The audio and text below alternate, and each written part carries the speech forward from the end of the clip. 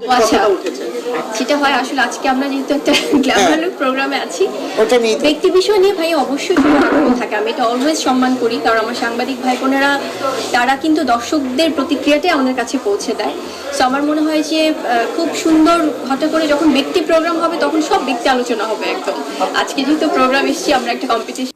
মা হচ্ছেন বুবলি, উত্তর দিলেন নিজেই। সাংবাদিক গতকাল বুবলিকে প্রশ্ন করেন, সাধারণ জনগণ ও আপনার বক্তারা সবাই বলছে আপনি প্রেগনেন্ট, এ ব্যাপারে আপনার মতামত কি? উত্তরে বুবলি বলেন, আমি আমার ভক্তদেরকে অনেক ভালোবাসি এবং সম্মান করি। আসলে আমি এখানে ব্যক্তিগত কোনো ব্যাপার নিয়ে আলোচনা করতে আসিনি। যেদিন ব্যক্তিগতভাবে ব্যক্তি আলোচনা বসবো সবার মাঝে সেই দিনই জানাবো। অবশেষে বুবলি মুখ খুলল তার প্রেগনেন্টের বিষয়টি নিয়ে। সত্যি এবার মা হচ্ছেন বুবলি, যার উত্তরটি তিনি নিজের মুখেই দিলেন।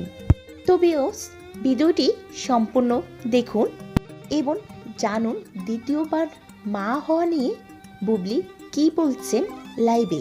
একই ইন্ডাস্ট্রিতে আছি, তো সেক্ষেত্রে প্রথমত জয় ভাই ভীষণ ইতিবাচক একজন মানুষ। ওনার সাথে আমার একদমই দেখা হয়নি ওভাবে, খুব একটা হয়তো কোনো প্রোগ্রামে বা এফডিসি রিলেটেড কোনো আমাদের আছে না যে কোনো কাজ হলে হয়তো একটু দেখা হয়েছে, হাই হ্যালো হয়েছে। বাট আজকে এই প্রোগ্রামটাতে এসেছি, যখন একসাথে কথা হলো, দেখা হলো। তবে ইন্টারেস্টিং ব্যাপার হচ্ছে মাঝখানে জয় ভাই আসলে আমাদের একসাথে, জয় চৌধুরী এবং আমাকে নিয়ে অনেক পরিচালক প্রযোজকরা আসলে বেশ কয়েকটা প্রজেক্ট নিয়ে কথা বলেছে, যোগাযোগ করেছে। বাট সামহাও ব্যাচে বলে হয়তো আমার তরফ থেকে মিলছে না, বা শিডিউল হয়তো প্রবলেম হচ্ছে বা কোনো কিছু। ইনশাল্লাহ যেহেতু আমরা একই অঙ্গনে কাজ করছি, ইন ফিউচারে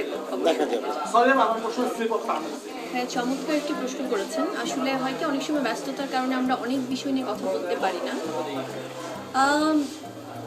এটা খুবই সত্যি যে আমাকে সব প্রোগ্রামে দেখা যায় না এবং সব অ্যাওয়ার্ড প্রোগ্রামেও দেখা যায় না, কারণ আমার মনে হয় কাজের স্বীকৃতি অনুযায়ী যখন সেটা প্রপারলি আমাকে সম্মানিত করা হবে, সেটা খুব লিমিটেড বা সেটা খুব গ্রহণযোগ্য যে প্রোগ্রামগুলো সবার কাছে, সেগুলোতে হয়তো আমাকে কখনো দেখা যাবে বা দেখা যায়। কিন্তু গণহারে যদি কখনো আমার ছবি, যেটা আপনি বলছিলেন, ছবি বা অ্যাওয়ার্ডের ওগুলোতে যদি ব্যবহার করা হয়, সেটা আমার মনে হয় অবশ্যই যোগাযোগ করে নেওয়া উচিত। অনেক সময় আমারও চোখে পড়ে না, যেটা হয়তো বা আমার কাছের যারা বা আমার যারা ভাই ব্রাদার আছেন সাংবাদিকরা, তারা হয়তো পাঠাচ্ছে যে আপু ভেবেছি আপনি আসবেন, বাট আপনি তো আসেননি, কোন প্রোগ্রামে, তো বলে যে এই অ্যাওয়ার্ড প্রোগ্রাম। সো এটা একদমই উচিত না। আমার মনে হয় যে সচেতনতার জায়গা থেকে প্রত্যেকেই সব শিল্পীদের সাথে যোগাযোগ করে অ্যাওয়ার্ড প্রোগ্রামগুলোতে ছবি, ভিডিও বা কোনো প্রকার এই ধরনের অ্যাডভার্টাইজমেন্ট আসলে ব্যবহার করা উচিত, কারণ আমার মনে হয় যে সেটা একদিক থেকে কিন্তু একটা প্রতারণা। সো এটা কারোই করা